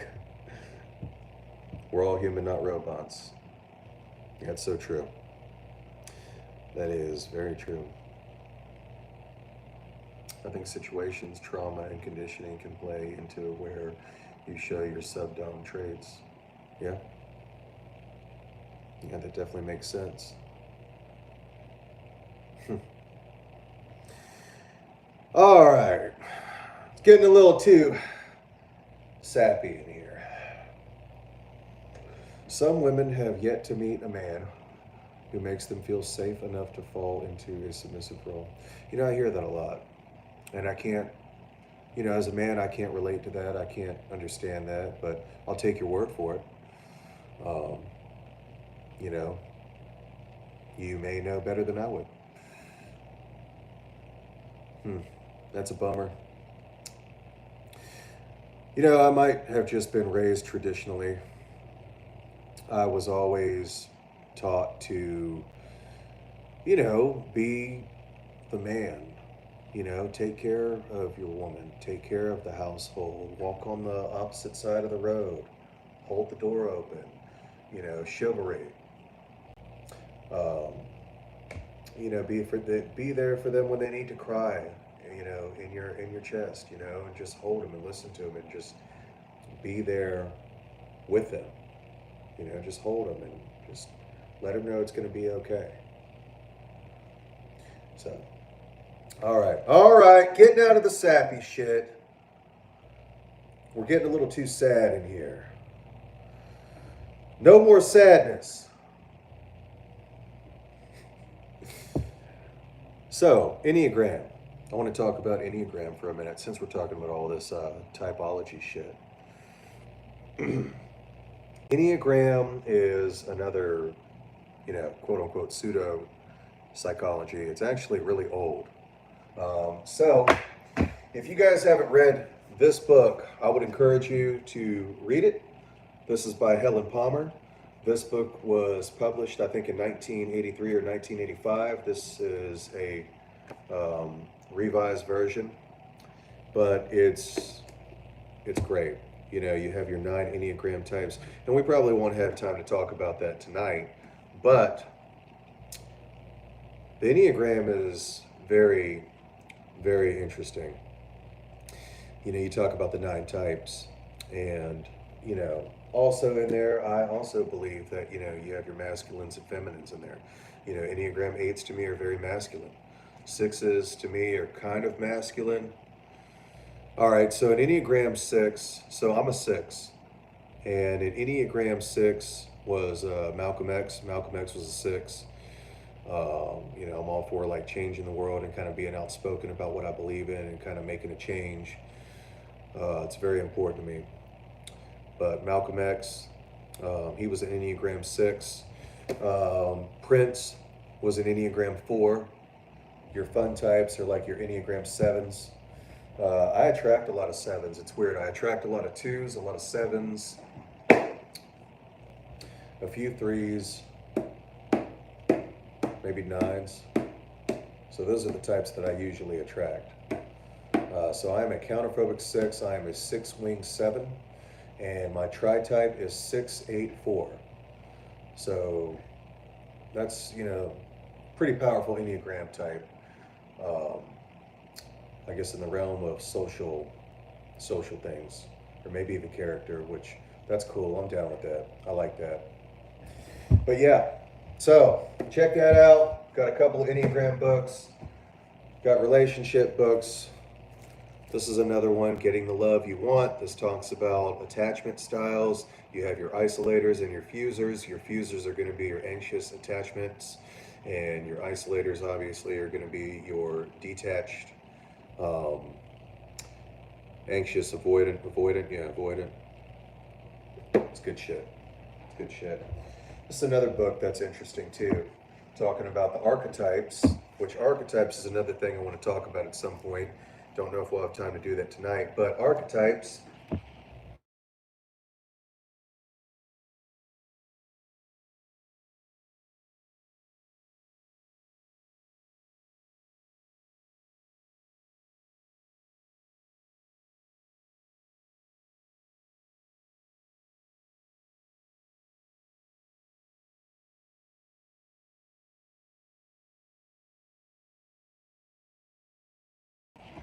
So, is this still filming? This didn't stop, did it? I just got a call. Anyway, let me know if it's still filming. Somebody, is it filming?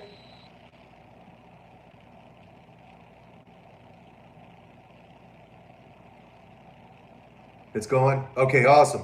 Appreciate it, Michael. Hey, Michael. But, yeah, I'm not sure where it cut off, but, and thanks for letting me know. Yeah, so archetypes is another really interesting thing, you know, your 12 main archetypes. So, rebel archetype, a lot of times are ESTPs, ESFPs. We just like to rebel. Hate to say it, Che Guevara was also a counterphobic 6. So, same Enneagram type. It's the only Enneagram type that is kind of a dual. They're Gemini-like in that way. All right, so let me see here. Yeah, and if you guys got any questions about any of this, let me know. Like I said, I'm talking about split brain theory, MBTI, erotic temperaments, Enneagram, a little bit of life path numbers, archetypes, and then I might start talking about the Oceans test here in a minute. Oh yeah, Mike. Hell yeah. Okay. Awesome. Appreciate that, man. Love it.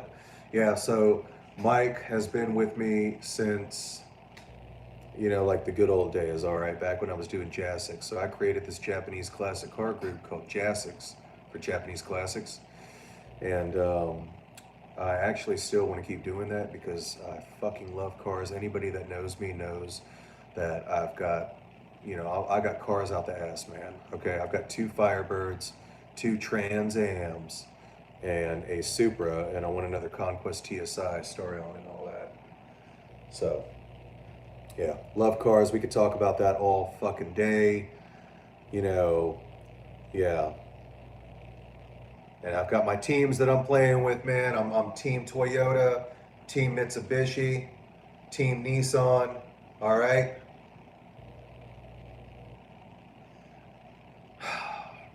I kind of went on the wild side when I got Firebirds because they're GM, Pontiac, American. All right. So, all right. Yeah. Oh, thanks for letting me know, Lady Jagger. It's a catchy name, you know that. Let's see here. You can cry, bro. No, you can't. It's like, no. Real and raw, not sad. Yeah. Fair enough, fair enough. All right, so it got quiet for a minute, but it's good now. Sound went away for a second. You're good now. Commented on my 87 Maxima. Yes, 87 Maximas are badass. Am I still in the Bay Area? I am back in the Bay Area. So, yes, if you're here in the Bay Area, hit me up. I tend to frequent Armature Works. I like a lot of the rooftop lounges. I like to put a nice suit on, nice black suit. I like to just go out, you know, have a nice, sweet, fancy drink, and overlooking the city and all that good stuff. It's cool. You should try it. I'm also here not too far from Whiskey Joe's on the beach in Tampa. I love it. It's cool. You know, it's a different vibe. It's kind of like old school bar style. You know, just go out there and have a beer. Hernando County. Okay, cool, cool. What kind of car do you have, man? If you want to read something real spicy that delves deep into the psychology of sex and romance, ooh, yeah. Oh, yeah. Boom, boom. If you want to read something real spicy that delves into the psychology of sex and romance and also archetypes, you should read Arvahan, Evading the Guardians. Hey, who wrote that book?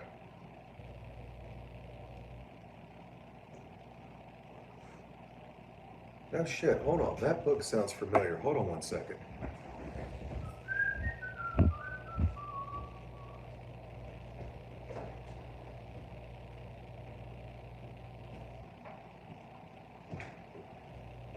Holy shit. Holy fucking shit.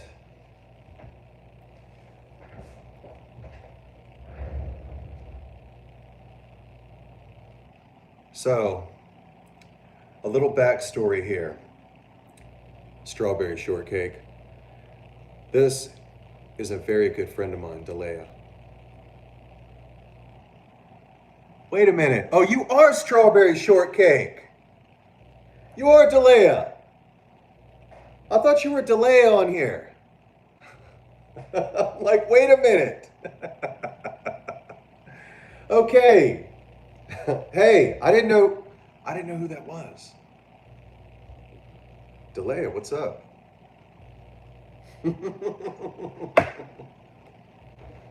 That's funny. Let me get just one manly tear. For what? Magic purposes? No! Stop that! So, this is Delea Marie's book, and I have yet to read it. She probably hates me for not reading it.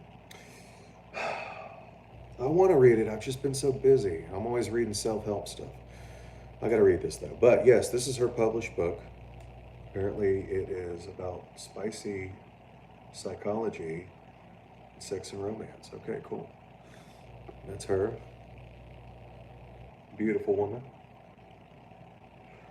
Awesome too. Very deep. Great personality. That's so funny. I'm sitting there like, Delea, I'm sitting there like, wait a minute. Wait a minute. Why does that sound so familiar? Holy shit. Okay, yeah, Andrea. Yeah, you can read it. Shit, maybe we could read it together. She's been wanting me to read this book. I think she sent it to me about 2 years ago. Maybe even 3 years ago. I'm sorry, Delea. It's hard for me to read. Okay, so this is weird. This is how my brain works. Like, I have a hard time reading, fictional novels. So a lot of women that I know, they like to read fictional and romance novels and stuff, related to, real stuff in psychology, like kind of, romance type, Fabio type shit. Fabio. I can't believe it's not butter. And, I think me being the realist, like, I'll read a lot of self-help or like mechanic books and stuff like that.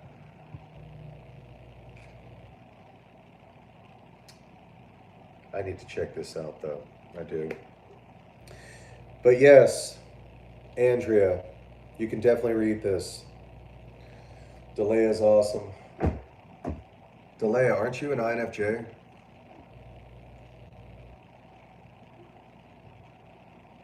I think she's an INFJ 2 or 4, which is awesome. Awesome. The degrees of separation. What is that?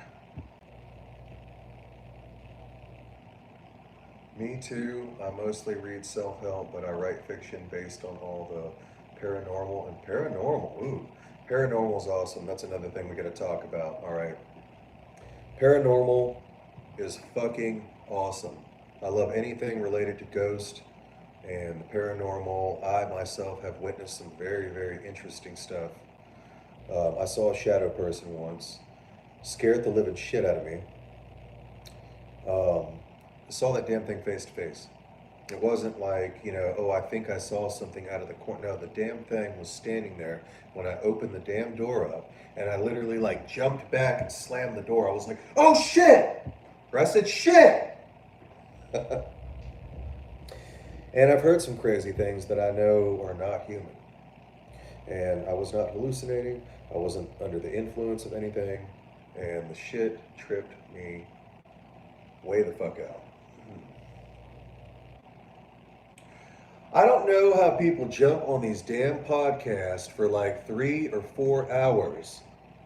It's an hour and a half in, or even after an hour in. I'm like, damn, I've got to do this shit for another hour? Fuck, man. 2 hours is a good, it's a reasonable amount of time though, right? Wow. 2 years. I need to look you up. Yeah, look her up. Delia Marie. Now, Delia, are you on Instagram? Because Andrea, I don't think you have a regular active Facebook, right? But anyways, yeah, Delia Marie. Um, so we should do a when they first saw you. And my friend referred to you as wait a minute, hold on, wait. We should do a ghost hunt at the Crescent. Hell fucking yeah. Let's bring some candles and shit. I like candles, you know what I mean? It's a whole mystical woo. I shit you not, like I got candles right over there. I was actually thinking about lighting one for the show. Maybe I'll do that one day if we do a tarot or astrology or, the occult show or talk about magic or something like that or ghost stories. I'll light my candles around here. Yeah, we can get spooktified. Yeah, ghost hunt sounds awesome. I don't know what the Crescent D is, or the Crescent, or the Crescent D. I don't know what the Crescent is, but yeah, no, that sounds cool. My friend referred to you. Oh God, I'm not even gonna read that comment out loud. Oh my God, we don't even look alike. Yes, we are all invited. That'd be awesome, actually. It'd be really cool. My friend referred to you as Fabio when they first saw you. Oh, yes, yes, Fabio. I mean, okay, I guess it's flattering. But look, Fabio, I mean, like, his arms and chest were like 10,000 times bigger than mine. I mean, I'm not a big guy. I mean, if you guys meet me in real life, like I've met, people have met me in real life and they're like, oh shit, man, dude, I thought you were taller. I'm literally like 5'9". I'm like 180 pounds. So, look, I'm not even like filling this fucking shirt up. I mean, it is a little oversized, though, you know what I mean? Hey, hey, hey. Maybe I'll get my shirt next time over there.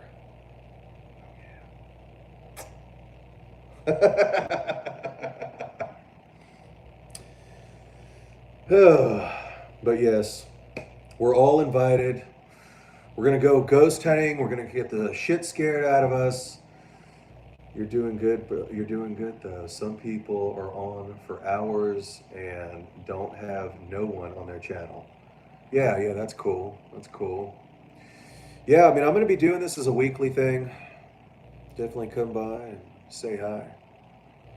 Say some controversial shit. Let's make some waves, people. Yeah.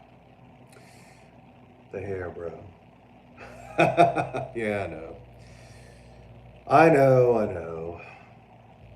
Fabio, Fabio. Is it good to believe it's a donut butter? He used to do this thing. He'd be like, I can't believe it's not butter. And then he'd like tap the glass again or like the plate. You know what I mean? And then he'd like shove it in his mouth. I can't believe it's not butter. I can't believe it's not butter. Wow. Used to watch those commercials. It's like, oh yeah, yeah, yeah. Tampa folks come to Spook Easy in Ybor for tea and ghost. Yes, and coffee. But you have to come out to the Leadfoot City one day. You will love it. Fuck yeah, man. Cars?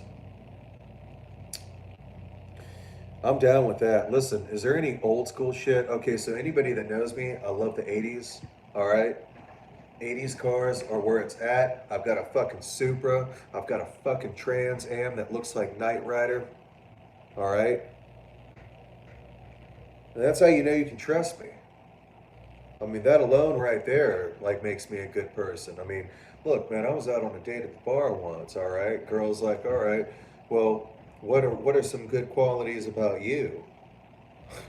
I sit down Boy, don't you know I sat down my beer? Scout's honors. God is my witness, all right? Scout's honor. I sit down my beer, just look at her. It's like, let me tell you something. Trans Am. Oh, woo, oh my God. Woo! It's like, yeah.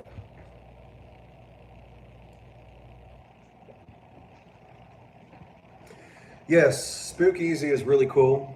It's about a mile from my house, too. Ybor City. And yes, yes. And you guys should also go out there for Psychic Sundays because I know a very cool person and friend out there who does tarot reading. And it's very interesting and she is very good at it. So check that out when you get a chance. Let's see. Yeah, they drag race and car shows and drifting. That's cool. Yeah, I love it when they have the old school stuff out there. Then I feel like I fit in. Xennial's like older cars, by the way. We're into the older shit. Oh, hell yeah. 80s Camaros and Firebirds, Delia. Miss Strawberry Shortcake and her Camaros and Firebirds. Fuck yeah. F-bodies, man, they're so cool. Yeah, guys, look up Firebird. Look up Camaro. Shit's badass. You know the car that Billy from Stranger Things, like I was saying, he's an ESTP, stereotypical, romanticized ESTP. So when he pulls up in the introduction, in his introduction to the show, he has a 78 Camaro. And that's what that is. It's badass. You can hear it from a mile away. Boy, you crank that shit up and that damn gas nozzle just goes like that. That damn needle, you know, we'll see the damn thing move when you start it up. Been to Spookeasy a couple of times and we'll be there Sunday night. Hell yeah. Cool. Very cool, very cool. Damn. Well, that was a mouthful, and I didn't even get through the whole psychology thing. I was thinking about like putting 2 subjects on the show at a time. So, before I sign off for the night, what do you guys want to talk about next Wednesday? Is today Wednesday? Hold on. Is today Wednesday? I mean, guys, seriously. Anyways, what do you guys want to talk about next time? Let's see here. Been to Spookeasy a couple of times, and they will be there Sunday night. You know, can't wait for the last season of Stranger Things. Yes, supplies my 80s nostalgia fix. Facts. It's me. I'm the cool person. Yes, yes. That's right. UFOs? You want to talk about UFOs? I might. I did an episode on Is That For Real? Which is also on YouTube. So Is That For Real? Question mark. Co-hosted that show with John years ago.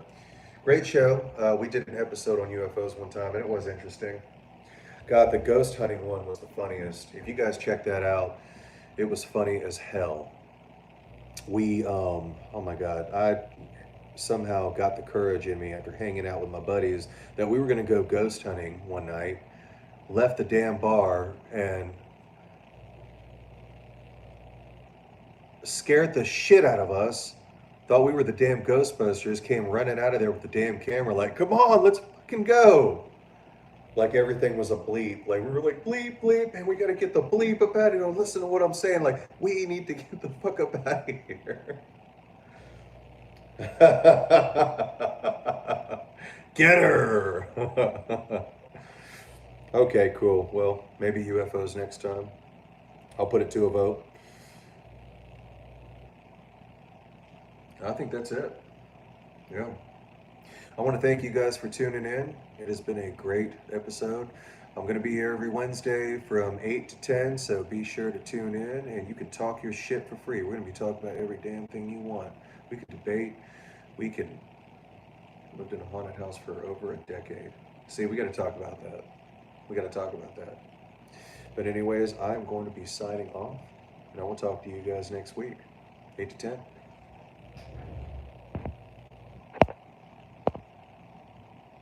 If I can figure out how to turn this damn thing off.